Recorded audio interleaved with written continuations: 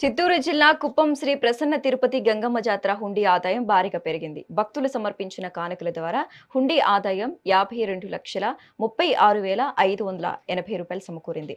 జాతర ముగియడంతో ఆలయ ప్రాంగణంలో అమ్మవారి హుండీలను లెక్కించారు. గతేడాదితో పోలిస్తే ఈసారి ఆదాయం సుమారుగా 12 లక్షలు ఎక్కువగా సమకూరింది. 608 గ్రాముల బంగారం, 660 గ్రాముల వెండి, 52 లక్షల నగదు వచ్చినట్లు ఆలయ committee chairman Ravichandrababu EO Ramana తెలిపారు.